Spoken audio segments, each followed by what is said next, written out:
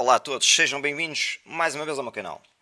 Hoje vamos mergulhar num tema que tem vindo a ganhar cada vez mais relevância, especialmente para quem vive em grandes cidades: o sobrevivencialismo urbano. Se já se questionaram como estariam preparados para uma situação inesperada, este vídeo é mesmo para vocês. Então, o que é o sobrevivencialismo que tanta gente fala urbano? Então eu vou aqui explicar. O sobrevivencialismo urbano, ou urban prepping, é uma filosofia, um conjunto de práticas que nada mais, nada menos são ajudarem-nos a enfrentar crises e emergências no meio e no ambiente citadino. Ao contrário das técnicas de sobrevivência na natureza, o foco aqui é adaptar-nos aos desafios únicos que as cidades apresentam. Pensem em desastres naturais, falhas de infraestruturas, crises económicas ou até mesmo situações de instabilidade social. Isto aqui podemos até referir o apagão. Vamos imaginar que até durava mais tempo. Em vez de dependermos, claro, que cegamente dos sistemas públicos, aqui vamos aprender a ser mais autossuficientes. Portanto, isto é o sobrevivencialismo. Quem pratica o sobrevivencialismo urbano, geralmente, foca-se em acumular reservas essenciais, como os alimentos, água e medicamentos. E também em desenvolver habilidades cruciais. Estamos a falar, por exemplo, de primeiros socorros, defesa pessoal e técnicas de autossuficiência que nos permitam gerir a nossa vida sem depender de apoios externos. Além disso, eu também acho que é fundamental criar rotinas de segurança, planear rotas de fuga e, talvez o mais importante, construir uma rede de apoio com pessoas que partilham a mesma visão. Afinal, aquilo que eu tenho vindo a falar constantemente é a força, a união faz a ocasião da força, especialmente em tempos difíceis. Portanto, quanto mais unidos estivermos, mais forte estaremos numa situação de catástrofe ou de emergência. Então, quais são as vantagens que, na minha perspectiva, temos em sermos sobrevivencialistas urbanos? Existem várias razões pelas quais esta prática faz sentido no mundo de hoje. Vamos explorar as principais, as que eu acho que são as principais. A primeira, a preparação para situações de emergência. O benefício mais óbvio é a capacidade de estarmos preparados sempre para o inesperado. Imaginem, como eu falei há bocado, um apagão prolongado. Inundações, uma pandemia, a qual já passamos, ou até mesmo conflitos civis. Dou agora um exemplo, o que está a acontecer, por exemplo, em Los Angeles, nos Estados Unidos. Ter um plano e recursos necessários, vou já dizer, meus caros, pode fazer toda a diferença. Minimizando o impacto desses eventos na nossa vida e na nossa família. Eu digo que é sobre ter paz de espírito, sabendo que estamos um passo à frente da população. Ponto número 2. Redução da dependência de infraestruturas públicas. Ao adotarmos uma postura mais autossuficiente, diminuímos logo à partida a nossa dependência de serviços essenciais como a água, a eletricidade e os transportes públicos. E isto, claro, em cenários de crise, onde as infraestruturas podem e falham, ou ficam sobrecarregadas, a nossa capacidade de nos sustentarmos torna-se vital. É uma forma de nós garantirmos a nossa sobrevivência e bem-estar quando tudo falha. O ponto 3, que eu considero crítico também, é o desenvolvimento das habilidades práticas. O sobrevivencialista urbano incentiva-nos a aprender e a dominar uma série de habilidades que são úteis, não só para emergências, mas também para o dia-a-dia. Pensem em aprender a purificar a água, a cultivar os vossos próprios alimentos em espaços pequenos, ou a ter noções básicas de primeiros socorros, que é extremamente importante. Estas competências tornam-nos mais independentes e seguros, contribuindo para uma vida mais resiliente. O ponto 4, também importante, é a economia de recursos. A economia de recursos significa guardarmos alimentos e outros recursos a longo prazo. Isso é vital. E pode também resultar numa poupança significativa. Ou seja, aproveitar promoções, fazer estoque de artigos que estejam em promoções, logo a poupança ao longo prazo é maior. Ou seja, comprar em maior quantidade e evitar compras frequentes, como eu indiquei, reduz logo os custos a longo prazo.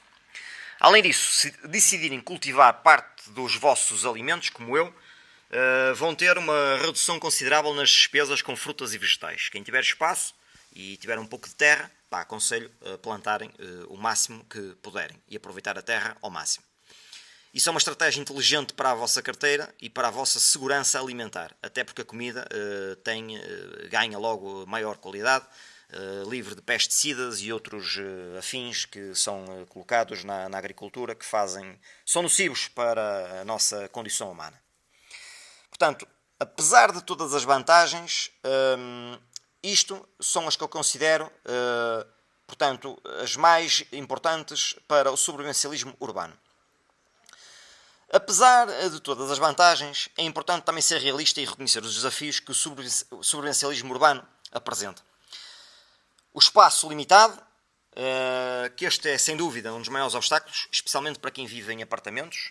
O espaço para armazenar alimentos, água e outros suprimentos é limitado, o que restringe também a quantidade e a diversidade de recursos que podemos ter. Implementar sistemas de autossuficiência em grande escala, como a criação de animais ou de hortas, torna-se impossível, como é óbvio. O ponto número 2, o risco de exposição. Isto associado às desvantagens do sobrevivencialismo urbano. Portanto, nesta situação, os riscos de exposição, as situações de crise, ter um estoque considerável de suprimentos pode também tornar-nos um alvo. Ou seja, pessoas desesperadas ou violentas podem procurar por recursos e mesmo em comunidades bem organizadas o risco de furtos e saques existe. É crucial manter a discrição e a segurança sempre em mente. O ponto número 3, a dependência da estrutura urbana. Ou seja, aqui por mais preparados que nós estejamos, continuamos a estar inseridos no ambiente urbano. Um colapso prolongado pode tornar o acesso a certas necessidades, como combustíveis, medicamentos específicos, inviáveis. Além disso, questões como saneamento e acumulação de lixo podem gerar problemas para a nossa saúde pública. A dependência da infraestrutura, mesmo que minimizada, nunca é totalmente eliminada. Portanto, há que ter em consideração essas situações. Ponto número 4. Limitação na produção de alimentos. Ao contrário do ambiente rural, a produção dos alimentos na cidade é bastante limitada. Okay? As hortas verticais, os pequenos cultivos em varandas ou hortas comunitárias são ótimas opções, como é óbvio, mas nem sempre é fácil ter isso. Portanto, isso mais dificilmente nos permitirão alcançar a autossuficiência alimentar total. Okay? A maioria do sobrevivencialista urbano ainda dependerá sempre dos mercados e dos fornecimentos externos para complementar a sua dieta. Então, podemos aqui falar na transição para o sobrevivencialismo rural. Qual é o próximo passo? Para quem procura uma independência e segurança ainda maiores, o sobrevivencialismo rural pode ser uma alternativa a considerar. Ou seja, nós no campo temos espaço para uma autossuficiência mais completa.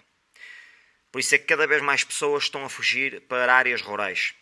Se acompanharem as notícias, as áreas rurais estão a ser mais repovoadas neste momento. Isto também permite estocar mais quantidade de recursos, criar animais, cultivar alimentos em grande escala e construir sistemas de captação e armazenamento de água. O ambiente rural, isto aqui, indiscutivelmente oferece sempre maior isolamento e oportunidades para a produção de recursos essenciais. No entanto, esta transição, como é óbvio, não é para todos, envolve sempre novos desafios e exige um planeamento cuidadoso, incluindo a adaptação a um estilo de vida diferente e ao trabalho na terra, porque nem todos têm esse tipo de aptidão ou conhecimento e isso muda tudo. Além disso, muitos veem esta mudança também como um caminho para uma preparação mais abrangente e sustentável. Qual é a minha conclusão aqui do tema? Ora bem, o sobrevivencialismo urbano é um excelente ponto de partida para quem quer estar preparado para crises na cidade. Oferece segurança e autonomia, mas tem sempre as suas limitações. Ou seja, para aqueles que buscam autossuficiência completa, o ambiente rural pode ser o próximo passo lógico. Isto porque no campo, opá, existe mais recursos e possibilidade para uma vida verdadeiramente autossustentável. Independentemente do caminho que escolherem, o mais importante é sempre estarem informados e preparados. E lembrem-se, estar um passo à frente de tudo é nós estarmos preparados. Portanto, lembrem-se sempre disso. Pá, e obrigado por terem assistido. Não se esqueçam de seguir o nosso canal, comentar, partilhar, porque é importante para todos. E até ao próximo vídeo, pessoal. Obrigado. Estejam seguros.